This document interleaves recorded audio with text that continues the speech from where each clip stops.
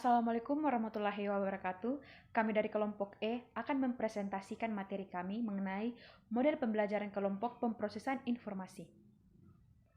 Yang pertama adalah pengertian model pembelajaran kelompok pemrosesan informasi. Teori belajar yang disampaikan oleh Gagney 1998 disebut dengan Information Processing Learning Theory. Teori ini merupakan model dari kegiatan dalam otak manusia di saat memproses sesuatu informasi. Karenanya, teori belajar ini disebut juga Information Processing Model atau model pemrosesan informasi.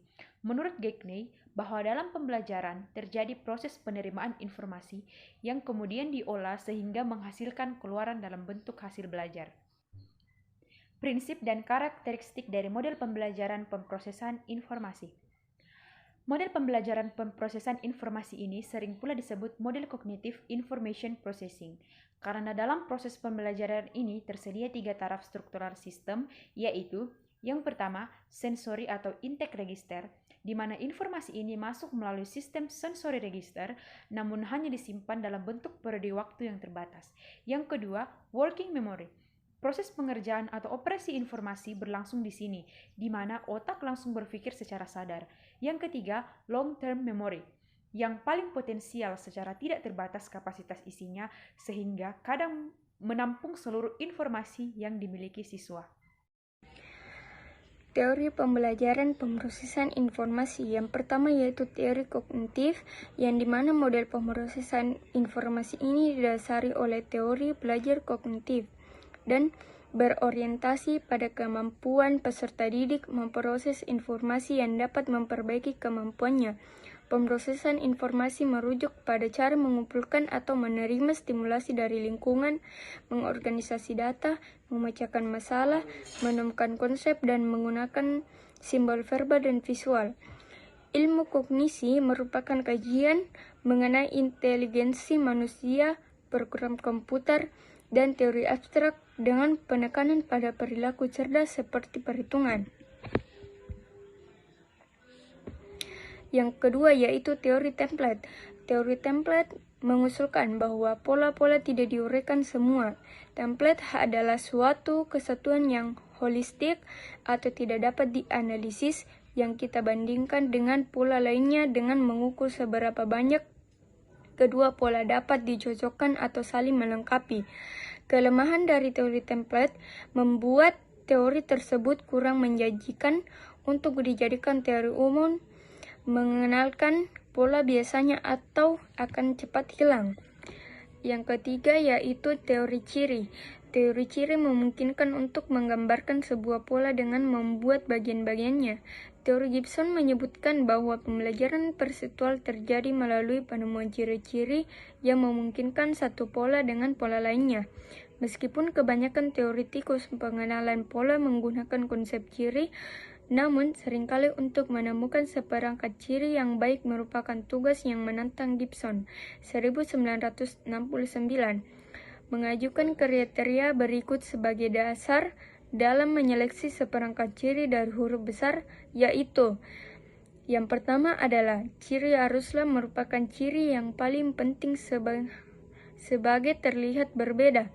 Yang kedua adalah identitas dari ciri tersebut harus tidak berubah-ubah ketika terjadi perubahan kecepatan, keterangan, ukuran, dan perspektif. Yang ketiga yaitu ciri tersebut harus menghasilkan pola yang unik untuk setiap huruf.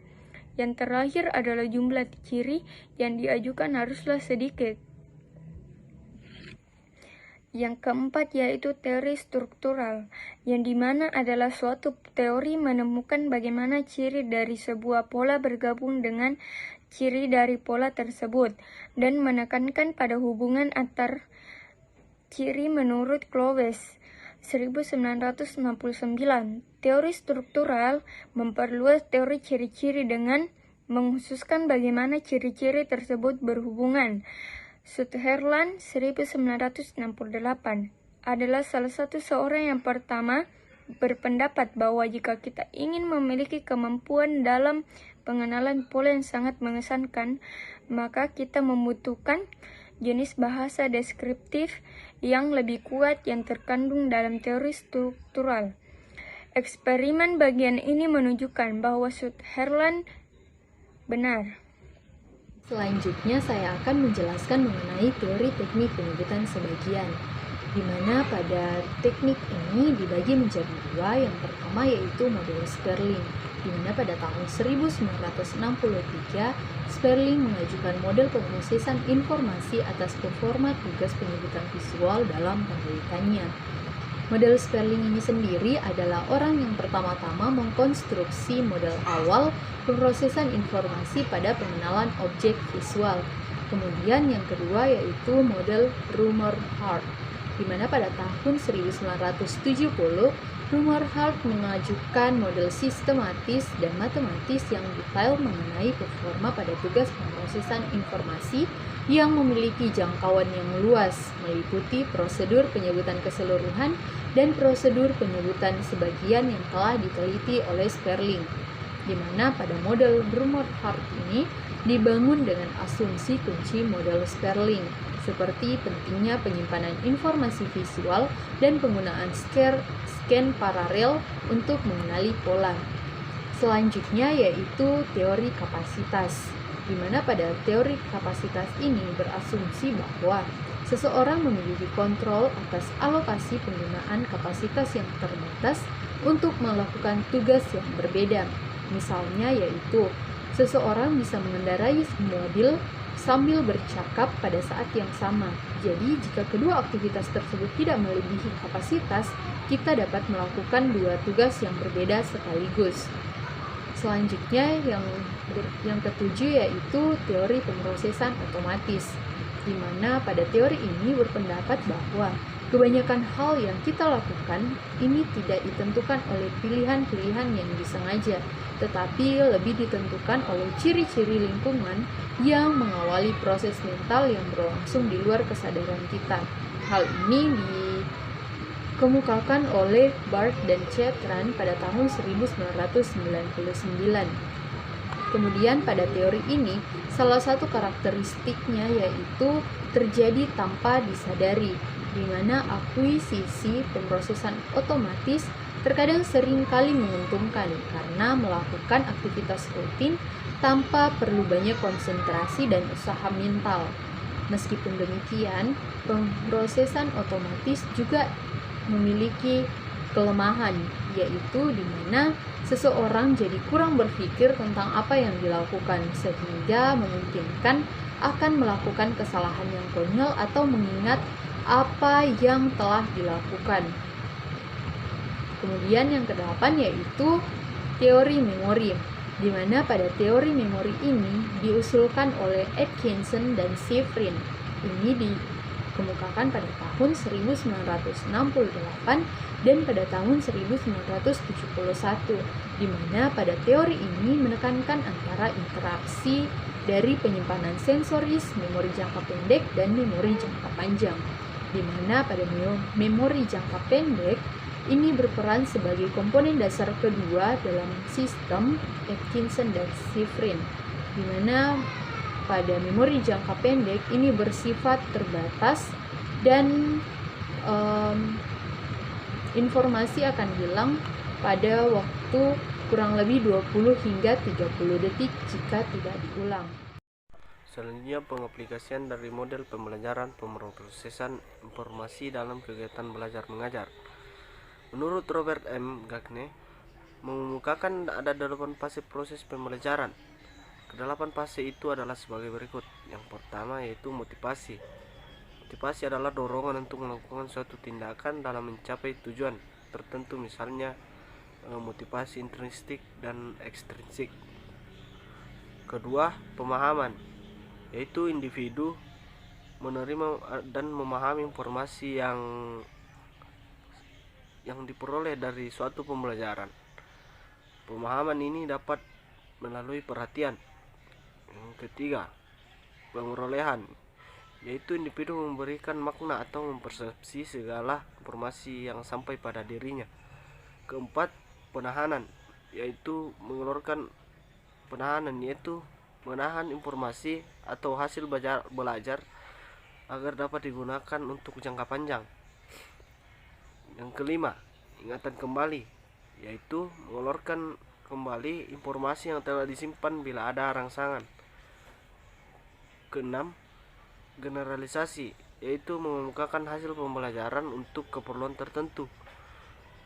Yang ketujuh, perlakuan, yaitu perwujudan perubahan perilaku individu sebagai hasil dari suatu pembelajaran.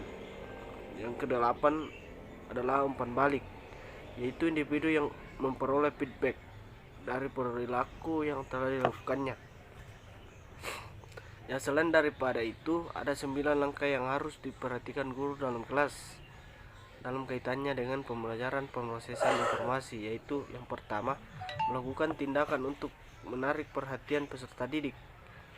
Yang kedua, memberikan informasi mengenai tujuan pembelajaran dan topik yang dibahas. Yang ketiga, merangsang peserta didik untuk memulai aktivitas pembelajaran. Yang keempat, menyampaikan isi pembelajaran sesuai dengan topik yang telah diberikan.